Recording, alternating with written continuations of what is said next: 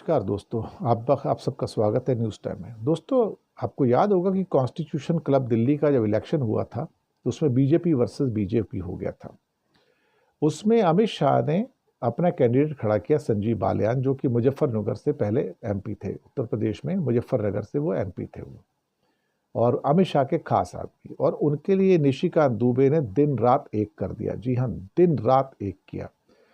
राजीव प्रताप रूडी काफ़ी समय से कॉन्स्टिट्यूशन क्लब के प्रेसिडेंट रहे हैं, और एक्चुअली इस बार भी वो चुनाव जीत गए, और अमित शाह के चेले संजीव बालियान चुनाव हार गए।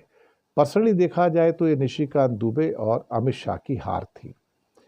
अब राजीव प्रताप रूडी ने एक इंटरव्यू दिया, वो भी न्यूज़ लॉन्ड्री को। अब न्यूज़ लॉन्ड्री को इंटरव्यू देने का मतलब ये हो गया कि वो मोदी सरकार के खिलाफ चले गए हैं और अपने आप को इंडिपेंडेंट घोषित कर रहे हैं। वैसे भी जब से 2011 से वो एमपी बने रहे हैं, तो एक बात हमने देखा कि उनको शुरुआत के 2-3 साल छोड़ दो तो मोदी सरकार ने उनको ड्रॉप कर दिया था मिनिस्ट्री से, और उसके बाद फिर कभी वापस उनको कंसिडरेशन में लिया नहीं। और इन्होंने खुद भी कहा कि राजीव प्रताप रूडी के निशिकांत दुबे जो हैं, जिन्होंने मेरे खिलाफ बहुत जहरीला प्रचार किया, बहुत अहंकारी व्यक्ति हैं। उनको लगता है कि वो खुद ही संसद है, उनको लगता है वो खुद ही सरकार है, लेकिन मैं उनकी सरकार का हिस्सा नहीं हूँ। मुझे लगता है कि ये जो चीज़ें हो रही हैं भारतीय जनता पार्टी के अंदर, जो बगावत है, ये उस बगावत का हिस्सा है, और बगावत अब खुलकर सामने आ रही है। रूडी ने जिस ढंग से निशिकांत दुबे पे अटैक किया है, ये अटैक निशिकांत दुबे पे अटैक नहीं है, ये अमित शाह के ऊपर अटैक है। और ये भी हो सकता है कि राजीव प्रताप रूडी, जो कि सीक्रेट बैलेट है और इस पर व्हिप होता नहीं है उपराष्ट्रपति के चुनाव में, तो हो सकता है शायद वो रेड्डी साहब को वोट करें और बीजेपी के कैंडिडेट के खिलाफ वोट करें, ये भी हो सकता है।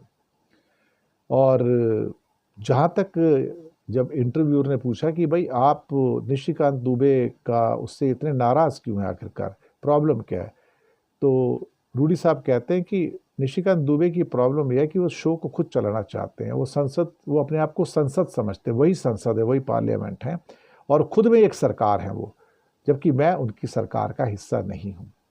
और वो हर हाल में, जब अमित शाह ने तो एक्चुअली सारे घोड़े दौड़ा लिए कि कैसे भी करके भाई इसको हराया जाए, कैसे भी करके राजीव प्रताप रूडी को हरा दिया जाए, और वो वहाँ पे नहीं रहना चाहिए। लेकिन अल्टीमेटली इंडिया गठबंधन के जो वहाँ पे सदस्य थे, उन्होंने भी राजीव प्रताप रूडी का समर्थन किया और करीब 100 वोटों से उनको हराया। एक बड़ा मार्जिन था, छोटे मार्जिन से अमित शाह का कैंडिडेट नहीं हारा है, बड़े मार्जिन से। तो वहाँ से निशिकांत दुबे को बड़ी अंदर से आग लगी हुई है कि ये राजीव प्रताप रूडी जैसा आदमी मेरे से जीत कैसे गया, अमित शाह हार कैसे गए। तो कभी कभी सितारे जब आपके पक्ष में नहीं होते हैं तो भाई आप छोटे सितारों से भी हार जाते हो। बस वही घमंड इनके मन में बसा हुआ है, और यही घमंड एक दिन बीजेपी को भी जलाकर राख कर देगा। शुक्रिया आपका।